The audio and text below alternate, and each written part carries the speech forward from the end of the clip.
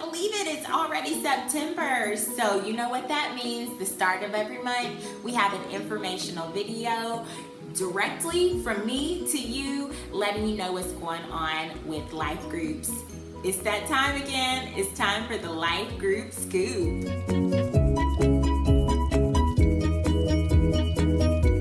So I always like to start off a video by saying thank you. I always like to do a life group spotlight just to highlight some groups who have been crushing it and doing really great things within their life group. First of all, I want to give a round of applause to our very own coordinators, our campus coordinators, the folks who are in the front lines, making sure you have everything you need for your life group for this semester. Many of you have gotten trained by your coordinator leading up to this semester, and I just want to say hats off, great job coordinators. Those guys are working hard for you. Many of you guys have received phone calls, emails, checking in with you, checking up on you, and making sure that you are good to go for this semester. So I just want to say a big thank you to our coordinators and our leadership. Caroline Burrows is rocking it out in Raleigh.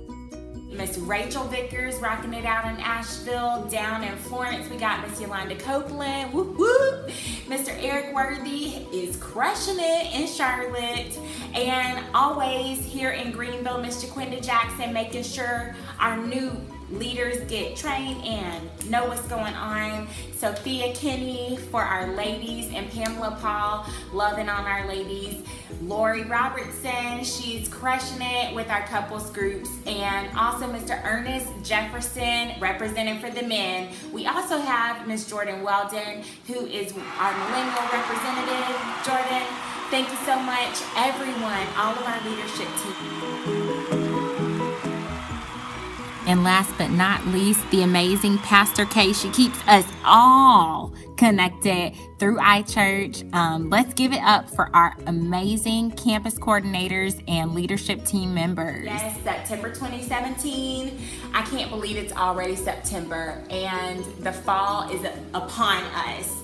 This weather changed so quickly, but just to let you know what our focus is for the month of September, our goal, and my goal for you and my goal for all of us collectively is to continue inviting new members to our life groups and also spreading the culture of life groups at Redemption. August is a real hype month. But what we have found out and what I've noticed is that after we have a big hype with life groups in August, it starts to slowly dwindle down and people forget, or maybe they're still holding out, trying to figure out if a life group is for them. That's why we have the goal for September. Inviting, making sure people know that it's not too late to get involved in a group, personally inviting them in your everyday conversations. And also something really cool we're trying to get started this month called Unite Meetup. So what is Unite Meetup?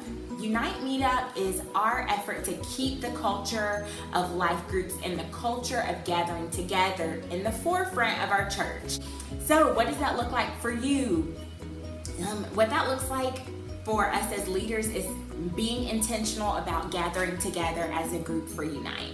Talking to our life groups, encouraging them, our life group members rather, encouraging them to come and sitting together, showing Redemption that we are serious about life groups, that we do have real relationship, that real relationship and community is being formed outside of the four walls of the church. And then when we get together to unite, we really are uniting as life groups. A second thing that a Unite Meetup looks like is getting together to eat with our life group. Everybody likes to eat. Yes, I love to eat. Everyone doesn't have a budget necessarily to eat out dinner all the time, but I think that once a month we could definitely gather together, going out to eat with your life group, whether it's before or after service, or sometime during the week of Unite.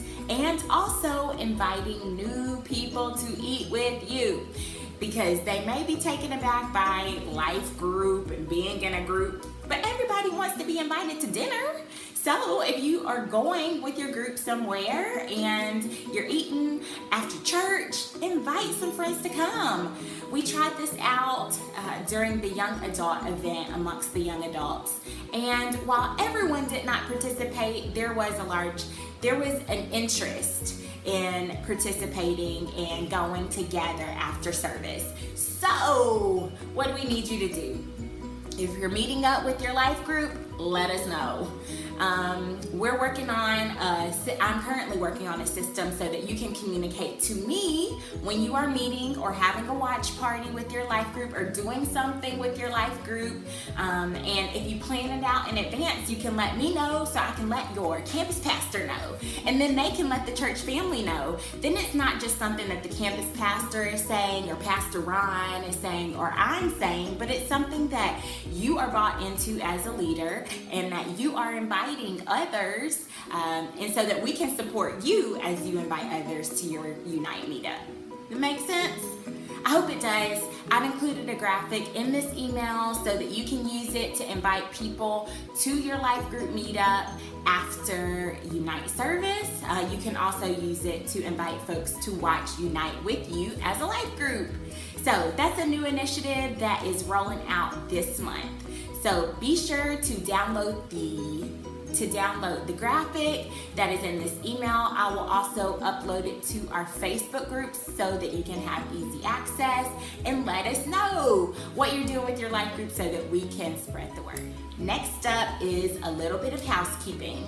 I want to clarify a few things.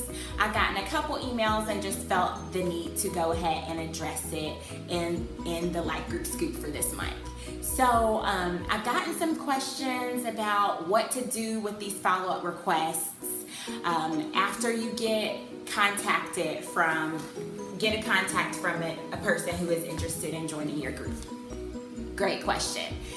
My suggestion to you is to try our 3-touch rule. So the 3-touch rule basically just states that I'm gonna try and call this person, I'm gonna try to email them and give them a second phone call or text, reaching out to them about our life group. Now, if you've reached out to that person about 3 times, then the ball is in their court. So what I will ask you to do is give as much information about your group as you are comfortable giving. I understand for those of you all meeting in private locations such as your home, you might not want to give out your address, but please do all that you can to connect with that life group member, and just simply, if you have reached out to them 3 times and you have not heard back, even after you've given your personal contact information to them, I just would ask for you to go ahead and close that ticket and ignore the group inquiry. Secondly, I want to give you a reminder that weekly attendance is due Mondays at 12 noon. I'll say it one more time. Weekly attendance is due Mondays at 12 noon. So every Monday by 12 noon, you will please submit the previous week's attendance. So let's just say your life group meets on Wednesday and you might have forgotten to take attendance, and that's okay. But by the next Monday, by the following Monday, I will need that attendance. So, it's always best to go ahead and do it in the group or right after your group so you don't forget. But if worst comes to worst and you happen to forget, you have until Monday at noon. And I will always include that reminder in your weekly emails, but just a verbal reminder, please be sure to fill out that attendance quickly so that we can have accurate numbers. Thank you so much. All right. Let's just keep moving, shall we? So before we get into the encouragement part of the Life Group Scoop, I want to just make you aware of a few redemption events that are coming up. First and foremost, we're gonna have the Women's Conference. Ladies, yay! Also, in addition to the Women's Conference, our preeminent event that's coming up is Expansion Offering. So I've really heard some amazing testimonies about Expansion Offering, and I don't have an amazing testimony like that yet, but I'm believing that I will. And I'm believing that you will too. So this is my encouragement to you to begin thinking about what you will be giving for the expansion offering. And not just what you will be giving, like the amount, but the why. It's much more important, the why. When you know the why, the what is much easier, I believe, personally. And so I want to encourage you to start thinking why am I going to give? What is the thing that God has put in my heart to see in my future? And what is that thing that I'm going to give towards? And then when you figure out the why and the what, then the how comes in. How am I going to give that? And are there things that I'm going to need to sacrifice for a season so that I can give for expansion? Are there creative things that I can do so that I can have something to give? And finally, will I be obedient when I hear that thing and get conviction in my heart about why I'm giving, and then I know what I am asked to give, and now I'm gonna start thinking about how I will give. Will I be obedient and faithful and diligent to see it through? And those are all tough questions. I don't have the answer. I don't have that answer for you, but I do want to encourage you as you seek God that He will reveal His plan for you. He will reveal the next season for you, and also He will give you something that you will have to say yes to. And I know it's super scary sometimes to say yes to God when you don't know what He's requiring of you. But if He's asked you to do it, He will give you a way to do it. And I just believe that.